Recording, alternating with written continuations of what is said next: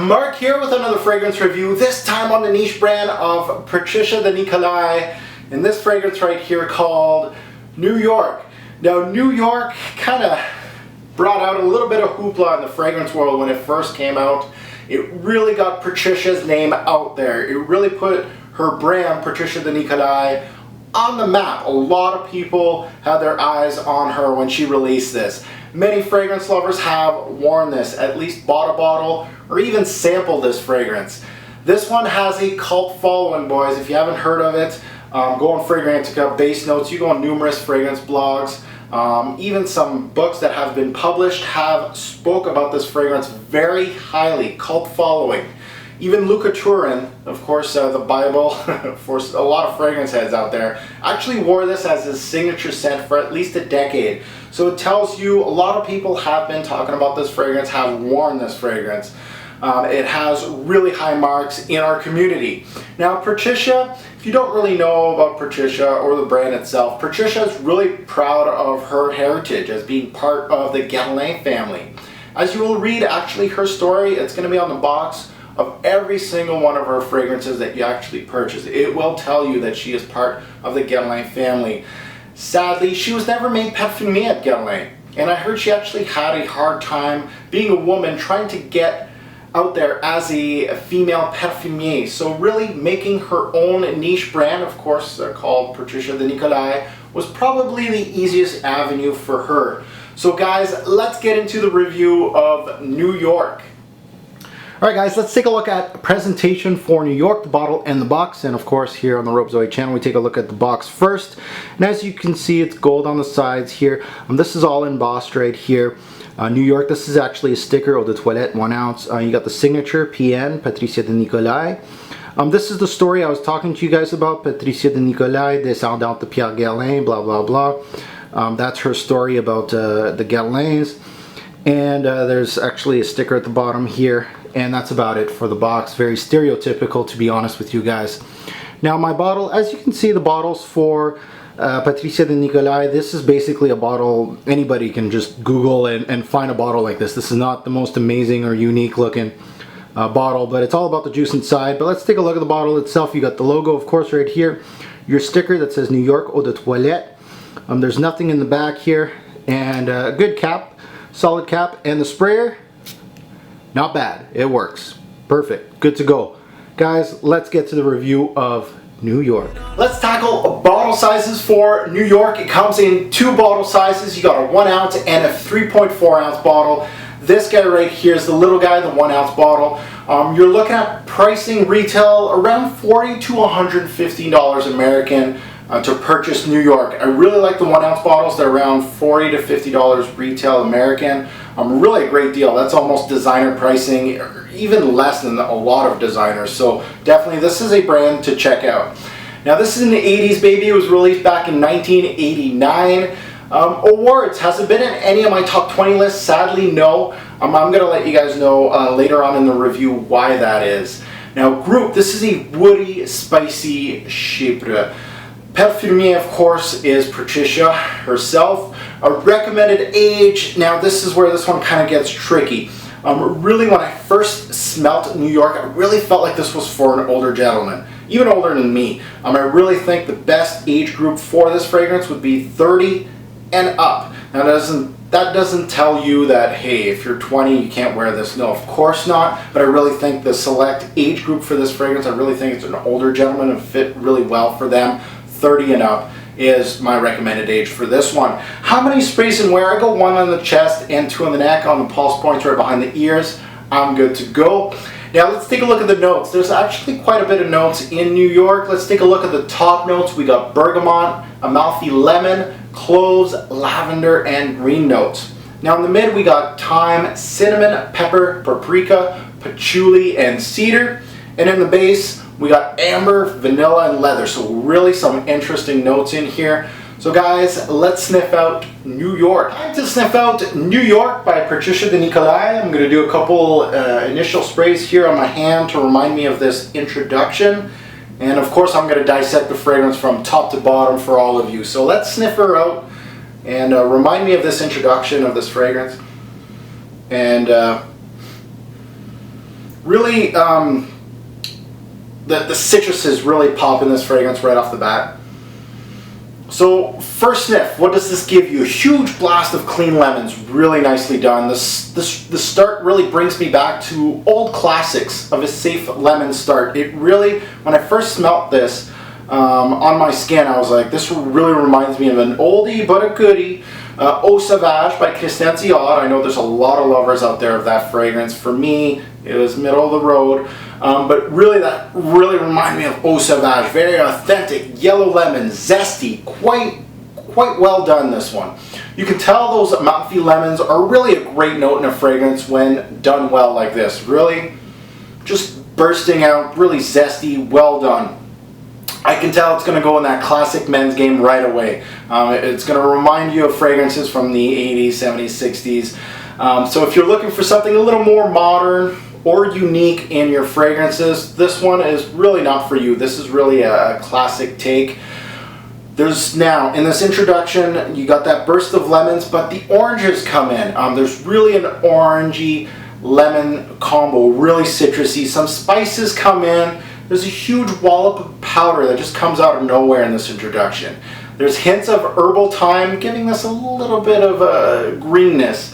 Now the cloves in here, the cloves come out to play. They're pretty much second in command in this introduction after a while. I really think there's just enough of it, not really to take over. So to people that really dislike cloves in a fragrance, there's not that much. There's not a wallop of it. It's second in command, just enough to really balance this fragrance really well. It's also joined by other spices, which are blended really well, as I said earlier. Now, really, it kind of gave me a powdery, orange, lemon, spices is probably the best way to really describe the opening of New York. Really blended well, masterfully, actually. Really a great blend of notes. Now let's get into the mid of New York. Now the lemon keeps going here, but obviously is kind of fading quickly. The powder amps up quite a bit here and warms up slowly. So New York is starting to warm up. It was really citrusy off the bat. Now it's starting to warm up a little bit. The cinnamon comes up a little bit, giving this one a little bit more warmth. There's a soft leather note coming in here. But you could have fooled me saying this is a leather-based fragrance. A lot of people are saying this is a leather-based fragrance. Could have fooled me, guys. Really, there is a leather note in here. But don't hold your breath. This isn't a big, bold, leather-based scent. I really felt like it was more soft than anything. This is, of course, playing games with the powder. Now, the powder in here is the main factor in this fragrance. I really think that it pops a lot on a lot of people's skin, including mine. The amber gives this that powdery sweetness that you smell in this fragrance. And at times, kind of mixed with the orange citrus combo, felt like an ambery orange type scent. The vibe in the mid is more of a mossy, powdery, woody hint, more than anything. I felt a bit of floral here, most likely that lavender from the top. I really didn't feel much lavender in the top, but in the mid I felt some florals here. It also had some green still back in it here. I felt like the patchouli came out a little bit. The one thing I give to New York is that it's blended masterfully, really well. It's probably a big reason why it's getting so much love. I really think the transition from your top to mid to base, really just that classic take, blended well, high quality notes. That's what I like to see from New York. Now in the base, this fragrance, the amber ends this fragrance with that powdery sweetness you smelt in the mid.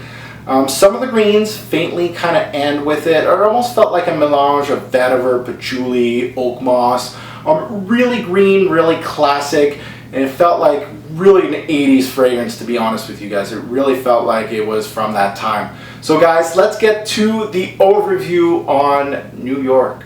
Welcome to the overview on New York. New York is a classic take, a traditional scent, more than an actual modern one. Sometimes when you go back in the 80s, 70s, even the 60s, they have that classical DNA, and sometimes it works, sometimes it really just doesn't. New York just works. It still would be an excellent choice in this day and age, truly timeless for the right man out there. Now, don't expect anything groundbreaking with New York, guys. I would say this is like a symphony that was already done before. It's not overly unique, but it seems like she mastered it with the blend.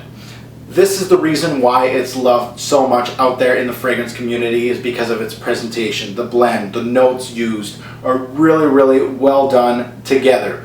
Very neutral based fragrance, I felt. It's refined, but you're just going to blend in with this one. I really didn't feel like this one popped and got really that much attention when I was wearing it. This one should have been named France, not New York. I really feel like my French counterparts out there in France that love the classical eau de cologne, like Eau Sauvage from Christian Dior, would really like this one. It reminds me of those citruses in the EDCs that you get from those classical fragrances that, you know, those my French counterparts really, really like. And with the greenness in this fragrance, like that green countryside, it really reminded me of like a small village in France more than the huge city of New York City. Now I'm going to give you guys a note on this fragrance. It apparently was reformulated someday, and usually with scents that have stood the test of time like New York. It was of course released in '89. You'll most likely see them get tinkered a bit. So just to let you guys know, sometimes reviews online may not be the scent that you're actually smelling today. I really don't think New York was touched that much, to be honest with you guys. I really didn't feel too much of a difference from the new to the really old New York. Unfortunately for myself, I didn't purchase New York back in '89. This is a newish bottle. I wear this one during the day. I really think this could be an evening time scent or a daytime scent, but I really like wearing this one during the day. I'm just wearing a white button up with a black jacket, simple yet elegant. I really feel like that would suit the mood. I hardly wear this scent from day to day, unfortunately, just because I feel that it's much more suited for an older gentleman than me. Plus, this classic take just really isn't my taste. It really doesn't, it's not something that I love wearing. It really just gets overlooked in my collection, unfortunately. Now, why would you hate this fragrance? There's a lot of people online saying this smells like an old man. It smells like even an old lady because of the powderiness in this fragrance. Also the usual DNA, there's nothing new here. Those are a reason why you would hate this fragrance. If you really don't like those classical fragrances, if you like more modern takes, this one's not for you guys, unfortunately. Now, bottles, what does this remind me of? It does really remind me of a lot of fragrances that were released later on, of course. Bois de Portugal by Creed, Pour Monsieur by Chanel, Tiffany for Men, Eau Sauvage by Christian Dior, Habit Rouge by Guerlain, and Héritage by Hermès. Now, best time to wear this fragrance, I kind of touched upon that before. I like wearing this when I'm traveling, actually. At work, it would be great daily use. You can also wear this in the evening. It's really a good signature scent for an older gentleman, to be honest with you guys. Compliment factor with this one, unfortunately, did really bad on my skin. It didn't garner any compliments. Unfortunately, I never got a compliment when wearing New York. I didn't get any negative, but I didn't get any positive. This scent just does not work with my chemistry. Unfortunately, this is the way it goes. My 2 cents on New York. New York never really gave me that wow feeling I get with some new purchases. When I get a new fragrance, when I first smell it, I'm like, this is gonna work on my skin. Unfortunately, New York never really wowed me. It's well-produced scent. I really felt like it was quality, and just perhaps I'm just a little young for this one. It had like an old-fashioned charm to it for me. I really love the blend. I could see why some people call this a classic and love it. For me, this just isn't up my alley as far as scents I'd wear daily. But it's nice to wear from time to time. If you're around my age or younger, you might not be impressed by this, but I'd recommend at least a sample to sniff it out, just to see what people are talking about with this fragrance, and smell one of the classics in the game. And this goes from buy, try, or pass. This is a definite try, guys. I really can't put my stamp on this as being a buy, but I don't think this is bad enough to being a pass. So definitely try it out, sniff it out, and see if it works for you. So guys, let's get to the rating system. Thanks for watching. Let's rate New York projection. Very good, solid. 7 bottles out of 10. I really got a good scent cloud with New York. No problems there. Longevity, again, 7 bottles out of 10. 6 to 8 hours any given time wearing New York. Really, that's what I'm looking for from a fragrance. Versatility, this one got really high, 8 bottles out of 10. I really think this is a signature scent type of fragrance. Overall smell, 7 bottles out of 10. It's not really up my alley. I really think the composition's good. Compliments weren't that great, so 7 bottles out of 10. Seasons, mostly spring and fall. This is when I would wear it. This is a classical scent, not overly unique. There's a great blend and quality notes in this one. Great for a signature scent for really an older man, in my opinion. Overall, I'm giving this one 7 bottles out of 10.